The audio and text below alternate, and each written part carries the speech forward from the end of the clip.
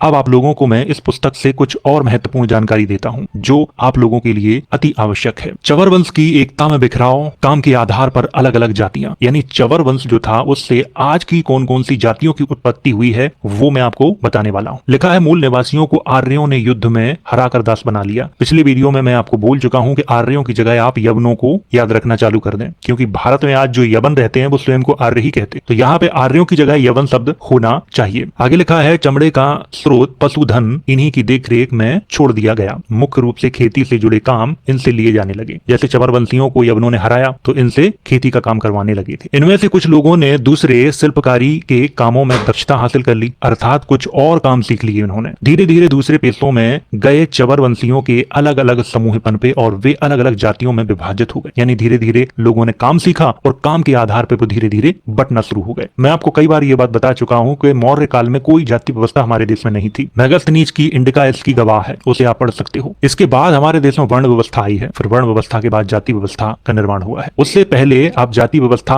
के बारे में मत सोचो। तो यहाँ पे यही लिखा है कि जैसे ही हमारे देश में ये यवन लोगों की एंट्री हुई, इन्होंने यहाँ के जो चवरवंशी थे, नागवंशी थे, इनको पराजित किया। इसके बाद इनके जो राज्य हैं उनको छीन लिया और इन्हें खेती के काम में लगा दिया। धीरे धीरे कुछ लोगों ने और पेशा अपना लिया, उनमें उन्होंने अच्छी दक्षता हासिल कर ली। फिर वो उस समूह से धीरे धीरे कटने लगे और अलग अलग जातियों में ये विभाजित हो गए। आगे लिखा है वे सदा सदा के लिए अपने कुल के बंधुओं अर्थात चवरवंशियों से दूर हो गए। इनके बीच रोटी बेटी के रिश्ते खत्म हो गए थे। इनमें से हल जोतने वाले हलिया अथवा हलवारा जाति के कहलाए, जबकि ये कौन थे? चवरवंशी थे। पशुओं का गोबर ढोने वाले गोबर ढोबा कहलाए। छप्पर के घर बनाने वाले घरामी जाति के कहलाए। मूंज बलने वाले बलाई जाति के कहलाए। धान काटने वाले धानुक कहलाए। मछली पकड़ने वाले मछुआरे अर्थात निषाद कहलाए। और चिड़िया बेचने मारने वाले चिड़ीमार कहलाए। और कठिन कामों को करने वाले दुसाध जाति के लोग कहलाए। कठिन कामों को आसानी से करने की महारत रखने वाले महार कहलाए। जो शारीरिक कला दिखाते थे नट बाजीगर कहलाए। जो लोहे का काम करते थे वो लोहार कहलाए। जो लकड़ी के काम से जुड़े हुए थे वो बढ़ई कहलाए। जो मिट्टी के बर्तन बनाने का काम करते थे वो कुम्हार कहलाए। और जो कपड़ा बुनने का काम करने लगे वो जुलाहे कहलाए। तो ये सारी जो जातियां हैं इनकी उत्पत्ति चवर वंश से ही हुई है। आगे आपको और जानकारी देता हूं, जो घास काटने वाले थे वो घासी, घसियारे, घसिया जाति के लोग कहलाए। मांस के लिए पशु काटने वाले वधिक कहलाए। पशु चराने वाले ग्वाला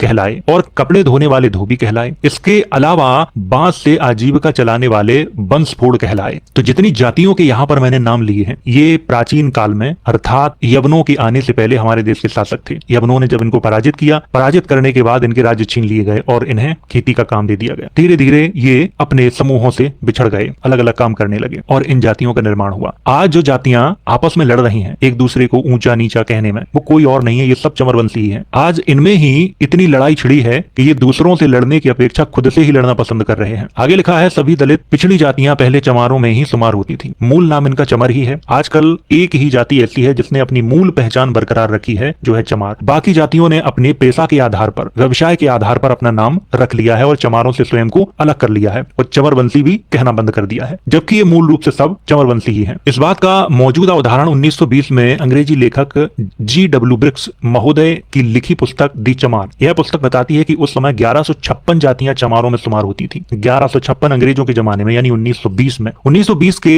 चमर वंश की सामाजिक, धार्मिक, आर्थिक स्थिति का यह अच्छा स्रोत है। आज की कोरी या कोली जाति जो हिमाचल प्रदेश, उत्तराखंड, उत्तर प्रदेश तथा देश के अन्य भागों में पाई जाती है, यह जाति स्वयं को चमारों से अलग नहीं बल्कि श्रेष्ठ भी गिनती है आज की स्थिति के हिसाब से, जबकि चमारों की तरह ही अछूत एवं प्रताड़ित है, बल्कि चमारों से भी बुरी स्थिति में है। यह जाति 1920 में चमारों के कितना निकट थी यह दी चमार पुस्तक में निम्न पंक्तियों में देखी जा सकती है। लिखा है कोरी या कोली चमार विशेष रूप से गोरखपुर और लखनऊ मंडलों में पाए जाते हैं। ये जूता बनाने वाले, खेत मजदूर, साइस और जुलाहे का काम करते हैं। जहां पर वे चमड़े का काम नहीं करते हैं उन्हें चमर जुलाहा के नाम से पुकारा जाता है। कोरी प्रायः चमारों के पास ही रहते हैं और निस्संदेह पहले ये चमार ही थे। कुछ स्थानों पर कोरी और चमार साथ साथ खाते हैं और आपस में विवाह करते हैं। मिर्जापुर में कोरी लोग चमार कोरी के नाम से जाने जाते हैं। ये बात आज भी आप गाँव में देख सकते हो। लेकिन आजकल की जो स्थिति है वो बिल्कुल विपरीत है। कोई भी जाति भले ही उसकी उत्पत्ति चवर वंश से हुई हो, वो स्वयं को चवर वंश से उत्पत्ति मानती ही नहीं है, सिवाय एक जाति के जो आज के चमार हैं, और उन्होंने ही अपनी मूल जो पहचान है वो बना रखी है आज तक। यहाँ पे लिखा है, लेखक लिखता है कि कोर चमार वह हैं जो जुलाहे थे, बाद में चर्म शोधन का काम करने लगे। चमार कोरी या चमर जुलाहा वे हैं जो चमार थे और बाद में कपड़ा बुनने लगे। चमार से दूसरी जाति बनने का एक उल्लेखनीय उदाहरण मुसलमान जुलाहा है, जो मुसलमान स्थानों में जुलाहा हैं, वो भी पूर्व काल में चंवर वंशी ही थे। आगे लिखा है संयुक्त प्रांत में ये पर्याप्त संख्या में है और भारत के अन्य भागों में भी हैं, ये विशेषतः पंजाब में भी पाए जाते हैं। ये लोग मूलतः चमार थे, किंतु जुलाहे के कार्य को अपनाने के कारण उन्हें बेहतर स्थिति प्राप्त कर ली थी उन्होंने। चमर वंशी ही हैं जो कई भागों में अलग अलग बटे हुए हैं। आगे लिखा है बहुत से स्थानों पर उनका चमारों से अलगाव बहुत पहले हो गया था, किंतु बेटसन महोदय ने इस प्रक्रिया के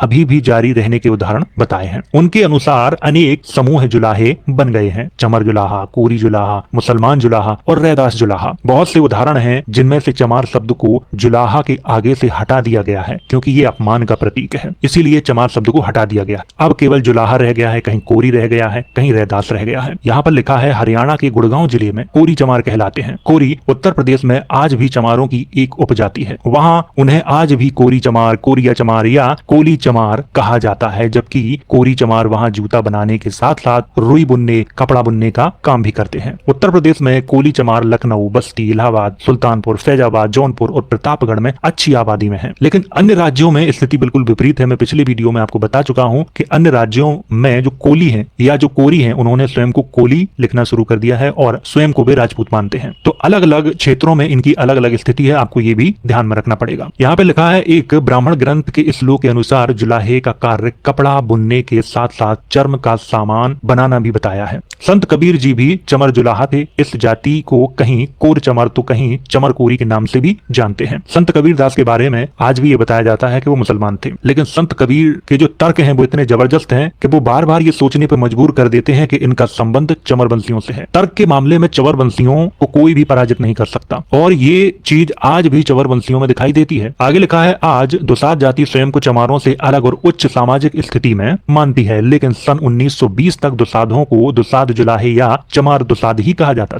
दुसाध जाति के बारे में बोल रहे हैं, यहाँ पर दुसाध जाति के बारे में भी जानकारी है। लेखक लिखता है कि वे सुंगर पालते हैं। बंगाल में दुसाध लोग चमारों की अपेक्षा उच्च स्थिति में दिखाई देते हैं। अभी मैं आपको बता चुका हूँ कि क्षेत्र की स्थिति भी होती है, जहाँ पर कोई जाति गरीब है तो वो अछूत है, निम्न है, और अगर कोई जाति अच्छी स्थिति में है तो वो वहाँ एक सवर्ण के रूप में है। यहाँ पर लिखा है महाराष्ट्र में महार अछूत जातियों में स्वयं को श्रेष्ठ मानते हैं, यानी उच्च मानते हैं। बाबा साहब अम्बेडकर इसी जाति में पैदा हुए थे। आज महाराष्ट्र में महार का चमार के साथ रोटी बेटी का रिश्ता नहीं है, जबकि आज भी बिहार में चमार को महार कहा जाता है। इनका महाराष्ट्र की तरह कोई अलग अस्तित्व नहीं है। चमार को महार, चमाइन को मेहरिन कहा जाता है। मेहरिन शब्द हो सकता है कि मरे हुए पशुओं का मांस खाने, उन्हें उठाने के संदर्भ में बना हो, लेकिन ये बात बिल्कुल सत्य है कि आजकल जातियां आपस में ही एक दूसरे को ऊंचा नीचा मानने में लगी हुई हैं, जबकि ये सारी जातियां एक ही राजवंश से पैदा हुई हैं। इतिहास की जानकारी न होने के कारण ये आपस में एक दूसरे से इतना बैर रखते हैं, जिसका उदाहरण आज आप लोग स्वयं देख सकते हो। जितनी जातियों के बारे में यहाँ पर मैंने जानकारी दी है, इन सभी जातियों की जो उत्पत्ति है वो चमर वंश से हुई है और चवर वंश एक बहुत बड़ा वंश है। ये नागवंशी लोग थे। भारत में नागवंशी दो प्रकार के हैं, ये बात मैं आपको कई बार बता चुका हूँ। एक वो नागवंशी है जो सम्राट अशोक से पहले भारत में रह रहे थे, एक वो नागवंशी है जो सम्राट अशोक के बाद भारत में आए और उन्होंने अपना जो विशेष स्थान है वो विदिशा के आसपास बनाया था। और इन नागवंशियों की उत्पत्ति यवनों से बताई गई है। नागवंशी मूलतः काले थे, वो गोरे नहीं थे, सांवले थे, लेकिन बाद में जो